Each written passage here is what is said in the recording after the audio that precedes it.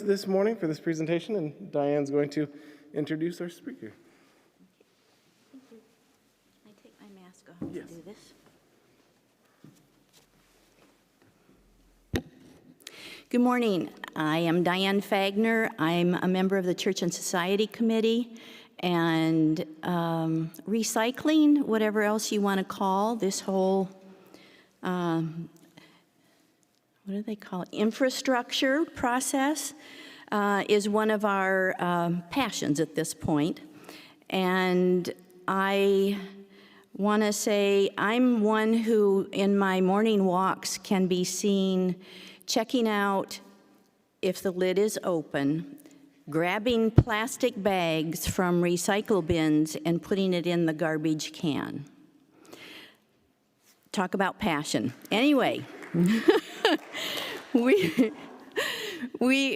Everybody can do their own little thing. So what we wanted to do today was to bring somebody from the Metro Waste Authority. And I think as I talked with Sarah Borzo, I learned how the different companies are connected or not connected and who's in charge of what. I think in some ways it's nice to know those things as we get upset about somebody not doing something. So I hope Sarah's going to help us sort that out. But her background includes being an award-winning science teacher, and her passion for protecting the environment drive her to engage the community in meaningful learning and action around recycling, diversion, responsible waste management practices, and environmental stewardship. That's what her company put together to introduce her, so I'm hoping she'll add a few personal pieces to that. Welcome, Sarah. And we'll have questions and answers probably at the end, but no, she's ready for those. Yes, absolutely. Thank you so much for welcoming me to join you this morning. As Dianne mentioned, it is my passion to educate and involve the community in all kinds of environmental stewardship, but recycling and diversion truly are two ways that we can each individually, but also collectively, make a big impact on the stewardship of our planet. So thank you for letting me join you today. I hope that what I share with you will give you some extra background about what happens behind the scenes with recycling and diversion, but then also give you some specific ways that you can help join that effort to be good stewards of the environment through responsible waste management. So I like to start by letting you know who Metro Waste Authority is, because there are a lot of misconceptions about who we are and what we do. So first and foremost, we are a solid waste agency, but we're so much more than that as well. We do work with 23 different member communities to provide opportunities for and education about safe and responsible waste management. And to do that, we have a number of different sites and facilities that we maintain. We do have 2 landfills that we own and operate. One is in Mitchellville, Iowa, and it's the largest landfill in the state. It's where most of the metro area's garbage ends up, and that's called Metro Park East. There is another landfill in Perry called Metro Park West. It's much, much smaller. Because there's only 2 landfills for Polk County, there's also 2 transfer stations that we manage. And if you're not familiar with a transfer station, it's a building that a garbage hauler can take garbage to that's closer than the landfill. So if every garbage hauler went to the landfill every time they got full, they'd be making so many trips a day that the carbon footprint would be really detrimental. So instead, we have these midpoint transfer stations. They can bring the garbage there to drop it off, and then a semi that fits about 5 garbage trucks worth of garbage can make occasional trips out to the landfill. Greatly reduces the carbon footprint. Sure, one is on Delaware Avenue, kind of on the northeast side, and the other one is in Grimes. Yes. And then there's studies happening all the time to determine if we need another transfer station, and if so, where that would be most environmentally and efficiently located. We also have 2 Metro hazardous waste drop-off locations for those materials that we don't want to go into the general waste stream. One is in Grimes, and then one is in Bondurant. And then throughout the central Iowa metro environment, we have multiple recycling drop-off locations in case you have more materials than your cart can hold before the next collection.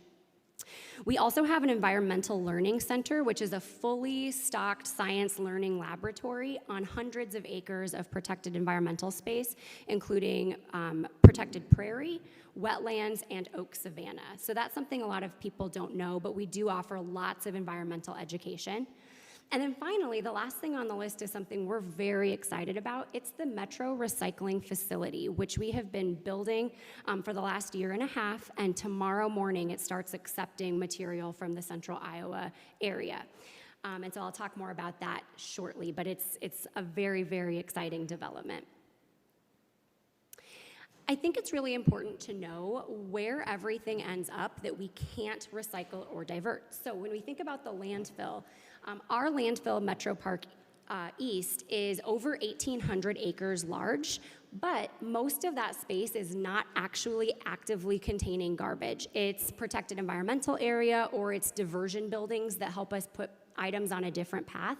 But we do have a small section that is dedicated to landfilling and burying the garbage that we produce in central Iowa. It's got a life expectancy of about 53 more years, but through effective recycling and diversion, that life expectancy keeps getting extended because we can keep more and more things out of the landfill.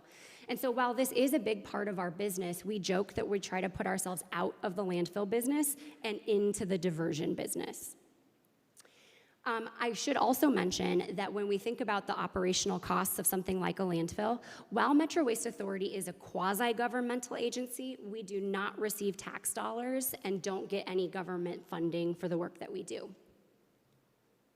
So that takes us to what our focus is today. We need to think about the different ways that we can divert material from the landfill.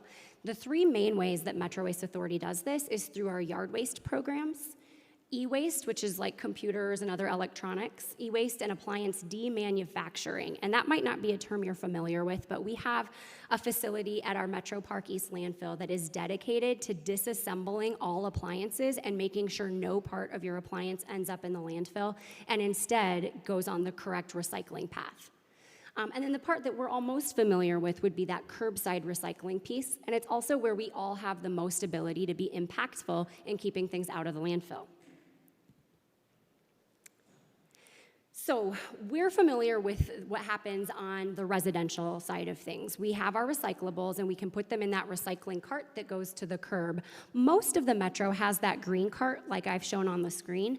Des Moines is a little unique because Des Moines has its own Des Moines Public Works department. And Des Moines Public Works handles all of your recycling and trash management, so your carts don't match ours. I think yours are blue. But they still end up going to the same place. So even though Des Moines handles its own material, we handle the material once it's been collected. We use what's called single stream recycling, so we get to put all of our stuff in there without sorting it, and then the beyond the curb part is where it all gets sorted out and sent on its next path. So the first part of that process is it gets collected by what we call a hauler. Metro Waste Authority doesn't own and operate any garbage or recycling trucks, so all the communities either have their own public works department that sends trucks to your homes and businesses to collect, or the city contracts with a private hauler like Ankeny Sanitation or Waste Management to come collect that garbage or that recycling. The recycling vehicle then is going to bring the material to what we in the industry call a MRF, which stands for Material Recovery Facility. And that's a rendering of the MRF that we just built in Grimes that I mentioned earlier. It's kind of funny because the name of our recycling facility is the Metro Recycling Facility. So even though MRF is an industry term, it's also now a central Iowa term because it happens to have the same acronym. So once it gets delivered to the MRF, it gets tipped out on the floor, and that left picture is a really good representation of the fact that it is single stream. All of your recyclables are mixed together.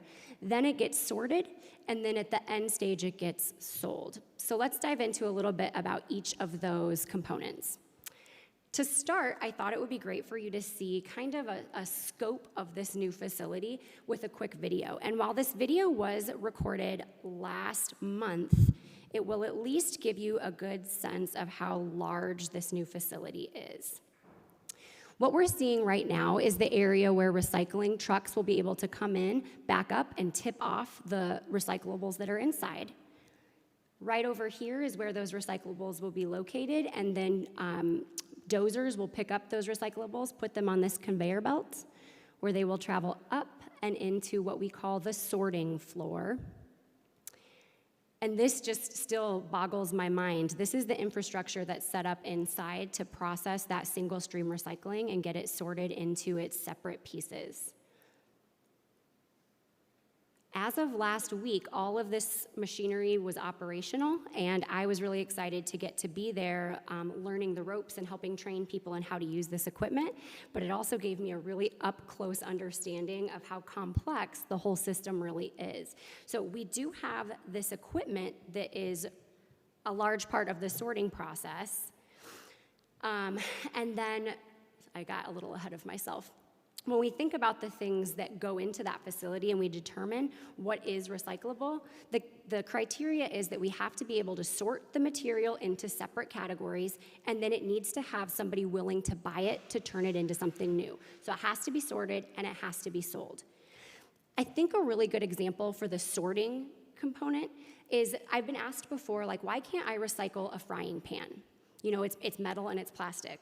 Well, that's true, but I can't separate the plastic from the metal to send it into the correct areas, so that is not a recyclable item. It's just the structure isn't there for us to handle that. So we gotta be able to sort it, and then there has to be a buyer who wants to buy that product. When it comes to sorting, we've got some very interesting high-tech equipment, like this is called an optical sorter, so it uses kind of like a little robot eye to scan things. But then we also have human sorters who stand along the lines and look for the different items and then make sure they go on the right belt to the right path. And then down here what we can see are, these are different labeled chutes. So the people would stand right in these little gaps, and then whatever the container on their left or right is the item that they're looking for. So when I was standing in this location on Friday, I was looking for OCC, which means corrugated cardboard, or CMP, which is mixed paper. And so anything I saw on that line that was cardboard or mixed paper, I needed to grab it off and put it in the right chute to go onto the right belt.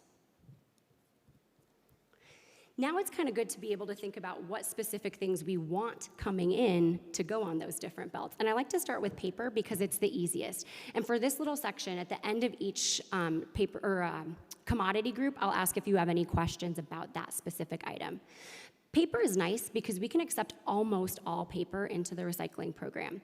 Some of the exceptions are paper that's either too fine to be able to withstand the recycling process. So things like paper towels, tissue paper, toilet paper, these are things that simply don't withstand recycling.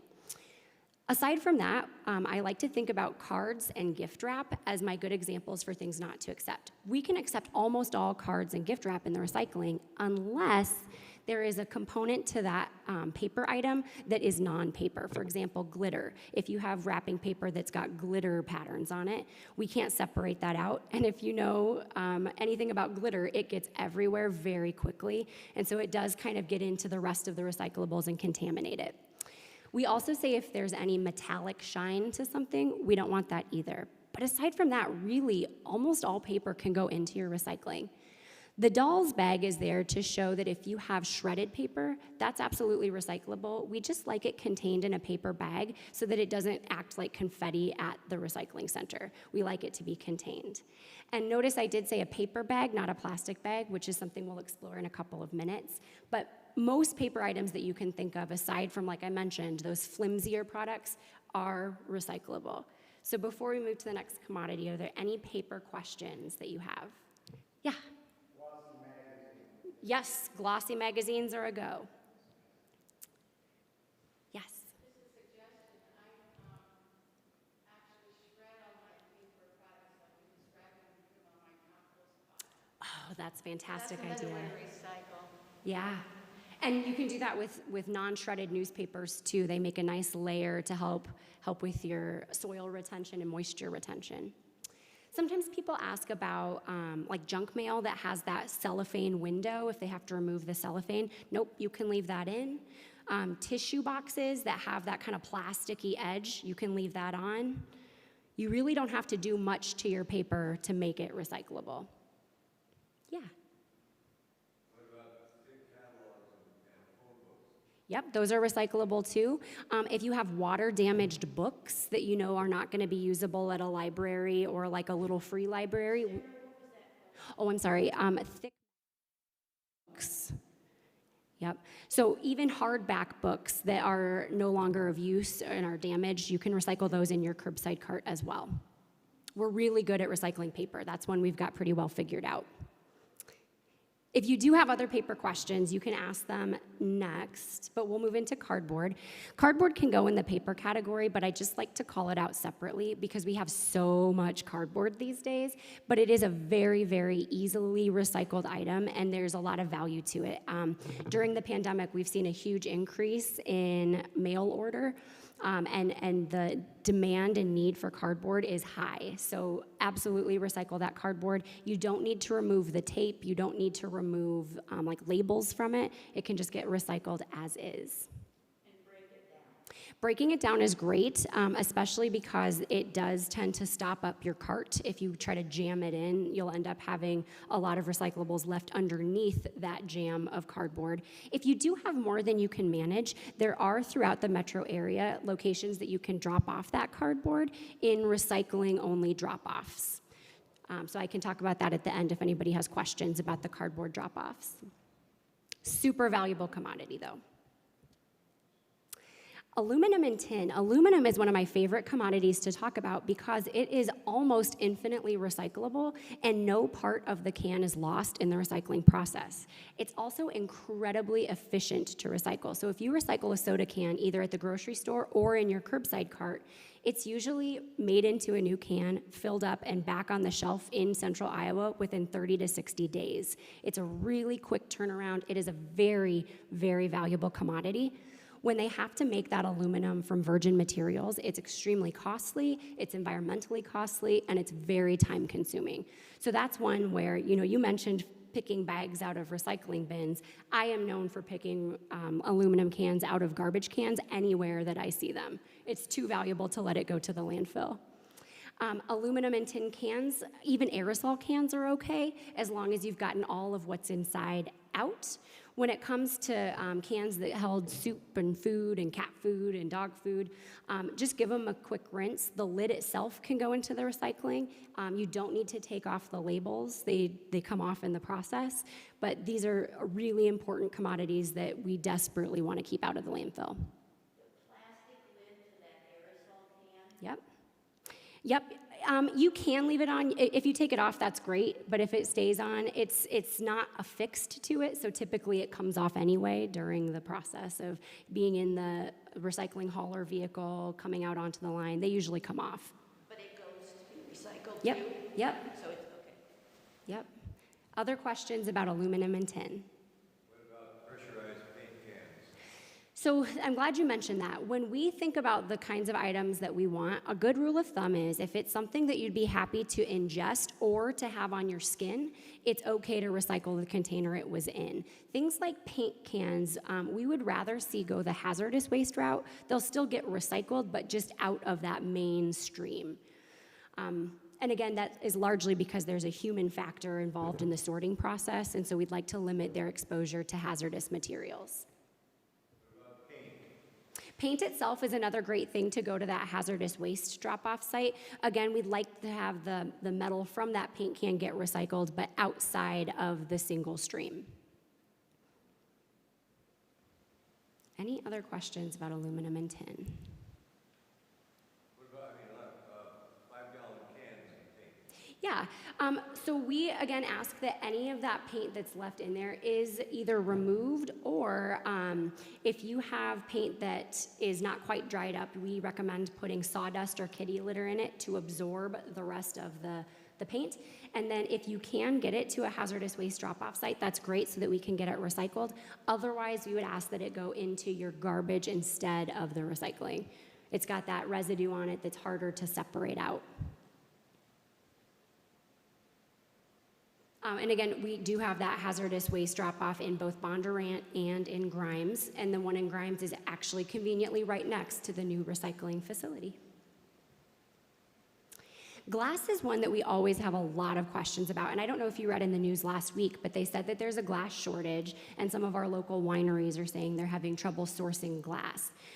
That's really interesting. We do accept glass in your curbside recycling, but what makes glass a little challenging is that unlike most other commodities, it's not very durable. So as soon as it gets, colliding with anything else, it's likely to shatter and break. If you can imagine all of these giant conveyor belts and turning augers at the recycling facility, they're gonna break up that glass, and then that glass is kind of gonna get dispersed before it gets to the place we intend for it to get to.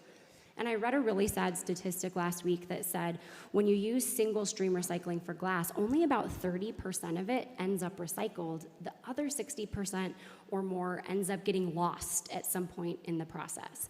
However, if you take things like wine bottles back to the grocery store, not only do you get your deposit back, but you ensure that all of that glass gets recycled. I mentioned earlier that we have cardboard drop-offs throughout the metro area. We also have glass drop-offs. So if you want to make sure that as much of that glass item as possible gets recycled, it's great to use one of those dedicated glass drop-offs. But again, if it's not convenient, it can go in your curbside cart as well. Told me that you could leave the cap on any bottle that goes up to a small neck. Is that still true? Yes, you can leave the cap on. Yep. Any other questions? Where are the glass, is there one in Windsor Heights? Yes, that is likely the most conveniently located one if you're living in this area. There's one at Colby Park in Windsor Heights, and there is a dedicated drop-off for every commodity there. So you can put any recyclable in one of the drop-off bins at Colby Park. Yeah. Have you noticed a difference since many grocery stores have stopped giving the 5 cents back? Yes, we have seen a huge uptick in the amount of glass that we're receiving because of that. Absolutely. And I wonder if that doesn't account for some of the glass shortage, is that there's less coming into that dedicated single stream recycling from the grocery stores. Yes. One other note, the glass that comes in through your single stream recycling typically doesn't get used to make a glass product like this. It usually gets used to make something like fiberglass insulation or something called glassfault, which is like asphalt that has melted glass in it. The dedicated glass drop-offs have a higher quality of product that they can be made into. They also accept more items. So in your curbside cart, we really only want stuff that contained food or beverages, but in the glass-only drop-offs, you can also put things like old candle containers, mason jars. There's just a wider variety of glass that can be accepted. People do often ask why we can't recycle things like Pyrex containers. That's because they're specially heat treated and they can't be melted the same way other glasses can. Any final questions on glass? I've heard too that when you throw it in the recycling bin, it also messes up the paper and so forth in there. Because, yes, you're right, it does it. She just mentioned that when it's in your curbside cart, that it can get mixed in with things like paper, especially when it starts to break. It does get embedded in a lot of other materials, and so that's how we lose a lot of the glass, but then it's also how some of our other commodities values go down. So it is best if they can go a different path, but for now, it's still okay to go in your curbside cart. And I saved plastic for last because it seems to have the most questions, and I suppose that's probably because most of our packaging is plastic. We try to make this rule really easy by saying that we accept items that have a twist-off lid. And that might seem like an arbitrary rule, but when you start trying to look at items and figure out which numbers are gonna be recyclable, you start to get very confused. And the reality is we have different buyers who want most different numbers of plastic, but by having the twist-off lid rule, we limit the total amount of plastic we get in, but we get stuff from every category. So like the type of plastic that makes a detergent bottle is very different than the type of plastic that makes a water bottle or a prescription bottle or a shampoo bottle. By saying twist-off lid, we get all the types, but we don't get more than we can manage. The deal with recycling is there has to be demand for that product, and there is demand for plastic, but we have so much more plastic coming into the system than the demand will satisfy. So that's where that twist-off rule comes from. What questions do you have about plastic? Yes? Ooh, styrofoam. So there's a lot of work in the industry to figure out how we can make a market for styrofoam and how we can make it a valuable recycling commodity. But right now, it is such a flimsy and challenging material that there's not a lot of appetite for it. So for now, there isn't an acceptance for styrofoam in this program. Sarah? Yeah. The packaging store on Ingersoll accepts the pellets. Oh, And fantastic. I take anytime, the bubble wrap, the filled bigger bubbles, he could be overwhelmed maybe, but Sure. that saves him money and you can recycle those there. And certain forms of styrofoam, not the formed that fit around an appliance maybe. Does that make sense? I don't know if you can say it in a different way. So he even accepts like the things that hold a television? No. Oh, okay. So you're saying just the little packaging ones for mailing? And sort of pliable foam. Yes, yes. Because styrofoam is such a challenging commodity, it's also important to think it's one of the things that we don't have a lot of control over as buyers. You know, we can control what we package and send and what we use as our buffer material, but if I purchase a new television, it's going to have styrofoam.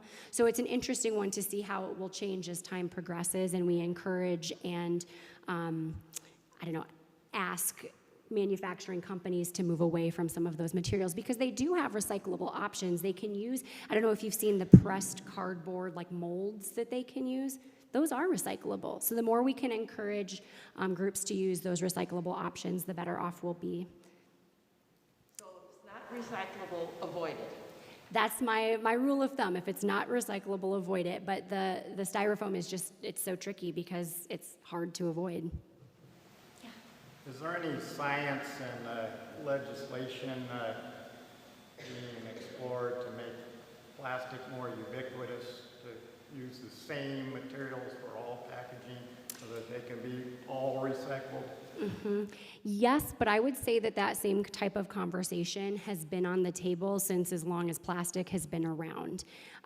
It's difficult because, as we know, finances are a big incentive and motivator for companies, and so many of the types of plastic that we see that are not desirable from a recycling perspective are so cheap to make that the manufacturer doesn't want to shift their practices. If they can just keep making their plastic out of virgin materials and it's going to be cheaper, they're going to do it unless there's some other pull in a different direction. So it's difficult, but yes, those conversations have been, I'd say, constant throughout the life of plastic. Yeah. So when people put something in their recycle that really can't be recycled, like plastic that's too thin, or you said glitter, what happens? You said it contaminates. What happens then? I'm so excited that you asked that because that is exactly where we're going next. So plastic bags are one of those main contaminations, and I was thrilled to hear Dianne say she pulls it out when she sees it, but this is what we call contamination. Plastic bags, as we know because we see them everywhere, stuck in trees, like wheel wells of cars, ditches, in animal nests in small bits, like they are everywhere, and at the recycling facility, they get into all of the gears and the machines that are trying to process recycling. So that is a big reason that we ask for plastic bags specifically to be kept out of your recycling carts. But I also wanted to show you on Friday, I was working the recycling lines, and I was standing in that one little space between cardboard and mixed paper, and I set my timer for 5 minutes, and I said, I'm gonna pull everything that comes off of this belt that is a plastic bag or a plastic container. And keep in mind, this belt was supposed to just be paper products. In 5 minutes, that's what I was able to pull on a line where I was working with 4 other people, all pulling those things off. And so it just shows you how much plastic bags affect the recycling stream. And again, like I said, with plastic in general, I think it's because there are just so many of them. A lot of times I'm under the impression that they end up in the recycling because people put their recyclables inside of it and they think they're organizing it. But as I'll get into in a couple of minutes, it doesn't really work that way. Plastic bags are not the only things, though, that count as contamination. And so I wanted to show you I told you I did this on Friday, and so I set my GoPro camera next to me while I was on a plastic bottle recycling line, and I want you to see how difficult it is to spot and catch the contamination as it comes down. So on this line, we want to see water bottles, Gatorade bottles, soda bottles. What we don't want to see are those non-acceptable plastics like clamshells or berry containers, plastic bags, plastic films. And so it starts pretty easy for me. Let me get to the right part. I'm doing a pretty good job of just spotting, I think that was an egg container, and I'm feeling good. But then as it starts speeding up and there's more and more stuff, I started trying to use my arm as a dam to try to catch everything as it was going by. But I'm still missing a ton of stuff just because there's so much contamination. This also gives you a sense, though, there's a lot of plastic recycling out there. Most of this is just water bottles. So for me, it helps me to really understand why we can't accept every type of plastic, even if it is in theory recyclable. There's just so much more than you have space to deal with and that buyers are interested in purchasing. So this was eye-opening for me. They did tell us you have less than 2 seconds to spot an item that shouldn't be there and get it grabbed off.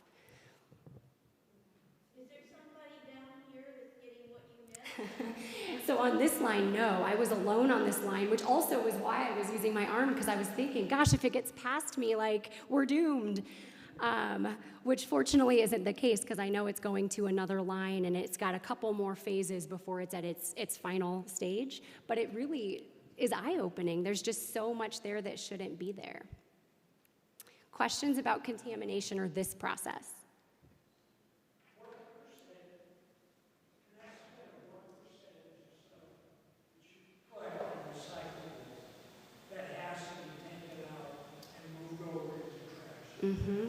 I think it's hard to say a specific percentage number. I know that communities do recycling audits where they will look at people's, so like on a recycling audit day, we'll say this truck is from Ankeny, this truck is from Des Moines, this truck is from Bondurant, and we will sort their recyclables and figure out what their contamination rate is as a community. But it's hard to say, especially in this context, about what percent is going to end up in the trash, because we are just now starting with this facility as of last week. Prior to this, there was a private company called Mid-America that handled all of the recycling, so I'm not really sure. But I know it's pretty common to have between an 8 and a 17% contamination rate by community, which is high.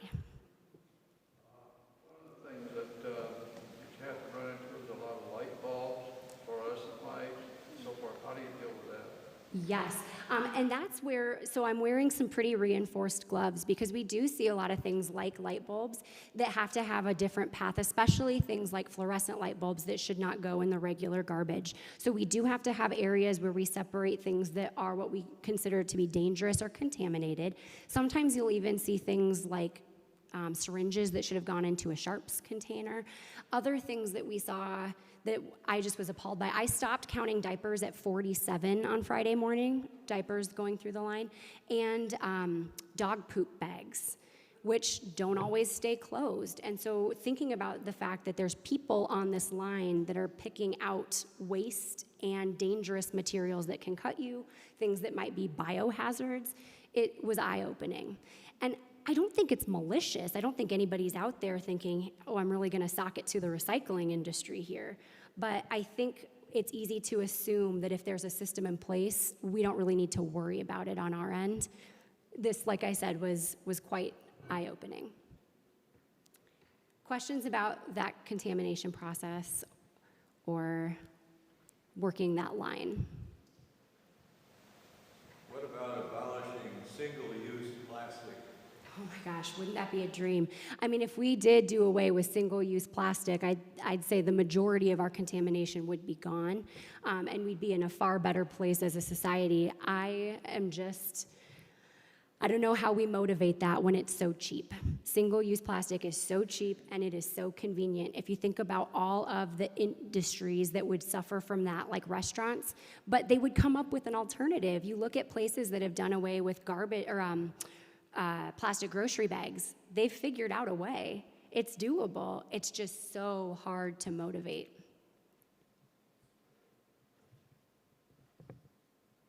My last note on contamination, so I did mention again the garbage bags. If you put your recyclables in it, the intention is good. You're trying to say like, hey, I'm helping you sort it. Because of the things that we typically find in those bags and the quick pace of the process, those bags rarely do get opened. Most of the bags that I did attempt to open on Friday did contain either rotten food or diapers. And so it's a hazard to open them. But then also we don't have time. You saw how fast those belts were moving. You can't open every bag and shake out everything that comes through. A lot of the things are loose and just surprising. Here's my colleague Kelby, and she's holding up potatoes. She kept finding potatoes on the line. And it's just confusing. Why were they there? We're not sure. But somebody is physically there pulling out those things to make sure that the end product is something that manufacturers are willing to buy. Okay, so that takes us through sorting. Next, those products have to get sold. The top picture shows what we call bales. They're just tightly compacted bricks of sorted materials. They're usually between 12 and 1,800 pounds. And they're in that very specific shape so that they fit perfectly into a semi. And then when a buyer is ready to purchase those, they fill the semi, and then the products move on to be manufactured into something new. But there's a lot that goes into determining what the appetite is and the market is for some of these products. So when it comes to commodity value, supply, and demand, those things are really fluid and flexible, and they're driven by local trends, national trends, human behavior, and events. So events can just be as simple as holidays. Like we're about to see a big uptick in certain recyclables like cardboard, mixed paper because of wrapping paper. But then other things that dramatically influence your commodity values, supply, and demand are things like derechos or pandemics. These are things that have a huge impact on commodity value, supply, and demand. I think a really interesting case study in that was looking at mixed paper and the pandemic. You wouldn't necessarily see a big connection between those two things, but mixed paper is typically not that valuable. There's a lot of it, and it's just not something people are really excited about to buy as manufacturers. They've got a lot of options for it. But as schools and businesses shut down and people worked from home, the quantity of paper we saw coming into the stream was like the bottom dropped out. There was so little paper coming in that the value of paper went way, way up because there was just less to supply. So it's something that I never would have anticipated, that a pandemic would change the value of mixed paper recycling, but I watched it happen, so I know that that's true. The other thing to think about is as local businesses change their practices, sometimes recycling rules will change, which I'll get into more in just a second. So then when we think about the sustainability of a recycling program, this is where we said earlier, it takes the whole community. It takes us as an agency, but then also every one of us as recyclers in the community working together to make sure that recycling stays relevant. The biggest ways that you make a difference are through engagement and accuracy. So engagement, I mean, stay involved and informed. Recognize that there's stories in the news all the time that pertain to recycling and supply and demand and needs. Like I just mentioned, glass is in demand right now. It's a news story. And when I say ask questions, absolutely ask questions of your experts. Ask questions of Des Moines Public Works. Ask questions to Metro Waste Authority. But as you're operating in spaces and you notice things that don't seem quite right, like maybe you're working in a space and there is no option for recycling, ask questions there too, like what are our recycling options? And if we don't have them, how do we get them? When I was a classroom teacher, I noticed that a lot of our recycling just seemed to get mixed right in with the garbage at the end of the day. So I needed to ask questions and be an advocate for accurate recycling. With accuracy, it's important to stay up to date and know that those recycling guidelines can change. Right now in Central Iowa, we can accept and recycle juice boxes, which is kind of unique. And the reason we can do that is because there's a local manufacturer who turns them into drywall. But let's say that manufacturer changes their protocol or they close, and then we have to say, yikes, there's nobody who wants that anymore. We can't recycle juice boxes anymore. So Stay up to date and then be flexible in your thinking. It's never, when the rules change, it's not because we're just arbitrarily not wanting that product. There's a demand issue or a supply issue that makes that change. And then finally, this one is tough, especially for those of us who just really want everything to be recyclable. When in doubt, use caution over, we call it wish cycling. Either investigate to find out if something you're not sure about is recyclable locally, or if there's not a good way to find out. We'd rather have a couple of things that could have been recycled end up in the landfill than have a lot of things that shouldn't have been recycled end up on the line. So my pan example from earlier, if you're like, gosh, it seems like it really should be recyclable, it's metal, it's plastic, but you're not sure, if you can't get an answer, send it the landfill route, and then hopefully in the future you'll have gained some information to help you make a more informed decision. But I truly believe people are putting things in their recycling with the best of intentions. Aside from diapers, I don't think that's well-intended. I don't know what that one's about. And then finally, I want you to know too that this is one of those areas where you as an individual or as a household really do affect the entire cycle of our recycling process. When we have accurate recycling coming into the facility, the quality of the end product is higher. With high quality end products, we have more valuable product to give to a manufacturer. When they have access to high quality end product, they're gonna keep using recycled materials, and that continued use of recycled materials sustains and grows our program. If we have low quality recyclables, manufacturers stop using them, and then your program dies. Engagement and accuracy also helps with the efficiency at the recycling facility. It reduces our costs. It increases our opportunities to diversify material acceptance. What I mean by that is if you have less people focused on pulling trash off the line and can instead focus people's efforts on a new recycling commodity that you can sort out, that's so much better. And then you have an increased ability to meet the needs of buyers, both in terms of materials they're looking for and how quickly they can get them, because you're just operating on an efficient level. So again, as an individual, as a household, I promise with accurate recycling, you are making a notable difference. Finally, there's a lot of things that you can do. You can reduce your use of single-use plastics. So that's why I mentioned to consider packaging when choosing the product you're going to be buying, and then avoiding plastic grocery bags at all costs. For reusable, use a washable container or dish whenever possible. Know and follow the recycling guidelines. And then my favorite one personally is rethinking things. How can you make it easier to make sustainable choices in the spaces in which you operate? And so I have been thrilled to be able to access restaurants again. And one of my favorite things about going to restaurants is how I can use my own advanced planning and thinking to make it a more sustainable choice. I have these collapsible to-go containers that are slick and they pop down and pop up.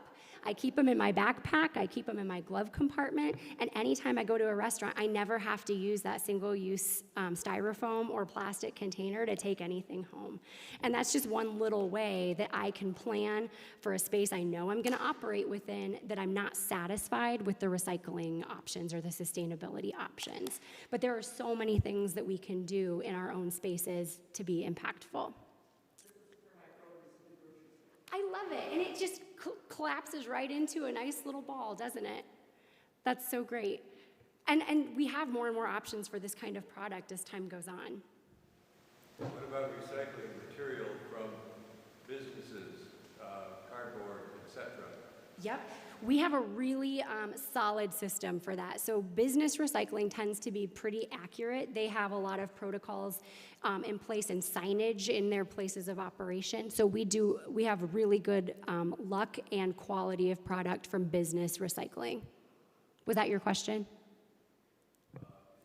Not supported by Metro Waste, is it? So it depends. So just like with how I mentioned that every city has their own haulers, all businesses operate their own contracts as well. So the businesses have to be bought into that program so that they will have a hauler come to pick up their stuff, just like they have to buy in to garbage collection. Yep. So that's another area where asking questions is great if you know that you have a workplace that is not involved in recycling. asking or pushing to get involved in recycling. Do you have advice for people living in apartment complexes where everything goes in a dumpster? Yep. Again, I would say pushing management to give recycling options. They don't want to often because it is more costly to have them both pay for garbage and recycling. I know a lot of times they will put that fee back onto residents, just like oftentimes residents will pay their garbage fee. They would also have to pay a recycling fee. But the more interest there is in that, the more likelihood there is for apartments to go that route. But then I will put up a map in just a moment too for the recycling drop-offs that are free to use, and you can take your recyclables to those locations and drop them off. Yeah, that's a big one that really hurts, is the lack of access for a lot of apartment dwellers. Yeah. A few years ago, China quit buying recyclable. How was the gap filled? I honestly don't know the answer to that question. I believe that in central Iowa, most of our commodities go to local buyers. There's not a lot of international selling that happens, but I'm not sure how that gap got filled. I do know that China was, I think, fed up with a lot of this stuff that was getting sent from the United States, but that's a question I don't know the answer to.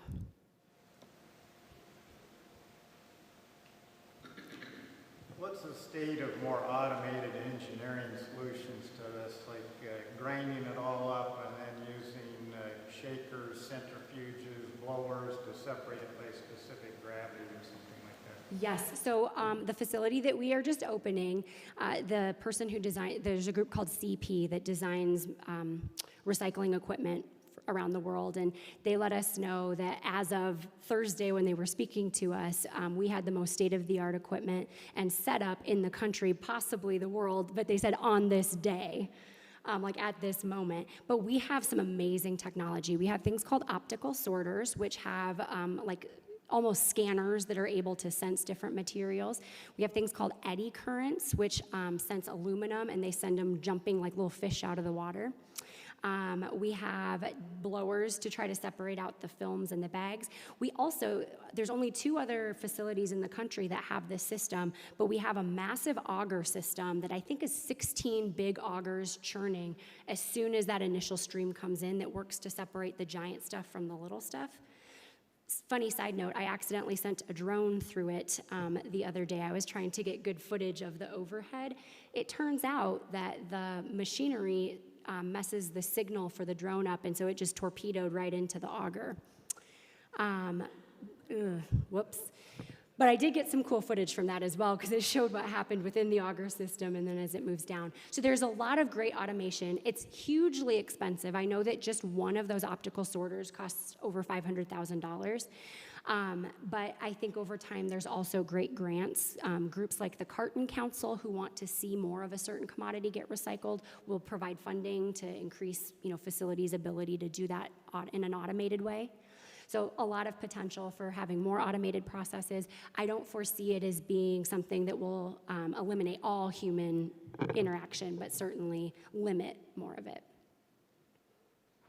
And it's very cool to watch. So it's not, the facility isn't going to be open to the public right away on November 1st. Their ribbon cutting is not until November 17th. But there is a dedicated education wing where you can see the machines in action and learn more about it. So I hope at some point you'd be able to come out and see live and in person what happens to your recyclables. Yeah. You give tours of your facility. Yes, so after November 17th and then pandemic rules dependent, we will absolutely be doing that. So I am the education director for Metro Waste Authority, and so that's kind of my whole wheelhouse. The education facility that we built onto it is state-of-the-art. It has museum exhibits, a catwalk that allows you to go out and over the machines, as well as live feeds so that you can see what's happening at different stages along the way. So there will be public tours available at some point in the near future. We just don't have a date solidified yet, but it's something we're very excited about. Does the Metro Waste Authority have a board that includes all of the surrounding areas, or is it just Des Moines? So our board of directors has 23 members, and they do represent every community.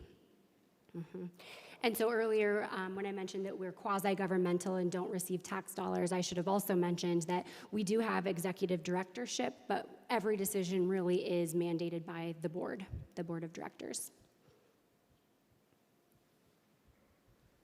I have something I want to add. Okay.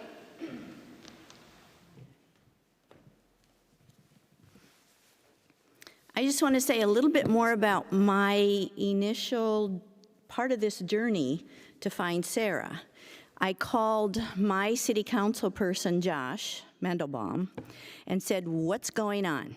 Because I was walking down the neighborhood, and because I've also observed cars where somebody jumps out, checks a bin, puts something from here into there, and I was wondering what that was about. And what I heard was there's some audits that are being done, not to leave nasty notes or anything, because sometimes I think if they'd put a sticky note on a bin and say, stop putting in plastic, that might be the most direct way to get that message across. But it sounded like they're auditing for a variety of reasons, and that they'll take that information and look at what they could do to make it more. Do you know what I'm asking? Can you say more? I think I do. So when I mentioned earlier that Des Moines Public Works manages most of their program, so Metro Waste Authority typically provides education to the communities we serve, but Des Moines likes to do their own. And so when Des Moines is doing their audit, they're looking to adjust their guidance and information and be responding in real time to what they're seeing in the carts. Then they also like to communicate that with us so that we can compare that with surrounding communities and get a good, full, holistic sense of what people think is recyclable, and then, like I said, retool or adjust the education. I know that Des Moines is working really hard to get their contamination rates down. Just like in most metropolitan areas, the largest part of the city is going to have the largest contamination rate. So Des Moines is trying to manage the contamination rate and get it down. He did say, too, that including glass in what we recycle was probably a mistake. And that the thing that we most efficiently, effectively can do is the reuse. And pay attention to packaging and start even before we try and figure out what goes in the bin. Yep, I would agree with that. And Josh is a good person to speak to about that because he was on the board at Metro Waste Authority prior to this year. So he knows the ins and outs. And he did tell me that we were building this building, and I was so excited when I tried to connect with Sarah on Friday. She said, I've been on the sorting line. Yeah. That's my dream job, I think. Okay? So let's talk. I would say I'm excited to go back tomorrow. I am looking forward to it. I'd say, like I mentioned, it can be a little disheartening, but again, I think anything that gives you information is beneficial. So now I better understand where our needs are. But yeah, it's very entertaining, and especially if you don't get motion sickness, it's not a bad job. But yes, I definitely. What? Maybe I'll try that next. I don't know. I'd love to operate that big arm and tip it over. But well, I must say I'm a little discouraged that you need to deal with diapers and things like that. And that's a reality that I think we all need to be aware of. That as people struggle to do the work we need to have done, there definitely are ways that we can make that easier. Right, and I feel like people believe there's a system for this, I don't really need to worry about it. I don't think they picture a human out there sorting diapers out of the stream. I think if they knew, it would change their thinking. I did just want to pull up on the screen this map, so it just shows you how many different recycling drop-offs exist around the area, and then you can always go to the Metro Waste Authority website to have this interactive map and find out what's closest to you, but it includes their hours of operation and then what different materials are accepted. So it's a nice resource for when you need a little bit of extra space in your recycling cart, or you're just really hoping to get rid of that glass in the better, more efficient way. This is a useful tool. So when I talked with Sarah, I told her that we wanted her to share information present some challenges, and maybe give us some suggestions about what we could do. So I thank you so much, Sarah. Any final question? Joe? Not exactly a question, but there's probably a good case for doing something different with glass, since glass is made from sand, and the instant availability of huge amounts of sand is terrific. And it's maybe a little bit parallel, but if you have a chance to go over to the eastern part of the state and watch glass being made from sand and recycled glass, it's an amazing process. They get a ribbon of glass that is about 13 feet wide, a quarter of a mile long, and the greatest fear of the managers of those is breaking the ribbon in some way. But it is a wonderful material, and the basic resource is so almost infinitely available. Yes. So if you want to watch something really interesting, if you can take the time to go through one of those and watch how the pieces of glass that are 13 feet by 10 feet are being cut while they're moving, the glass comes out on a bed of molten zinc, which has a wide range of temperature for liquidity, and then eventually rolls onto rollers. And I think you would find it a positive experience if you have an interest in it. Yeah, are there multiple facilities on the east side of the state that are glass producers? They produce 600 tons of glass a day. A day? Wow. That's Sarah, fascinating. any final words from you?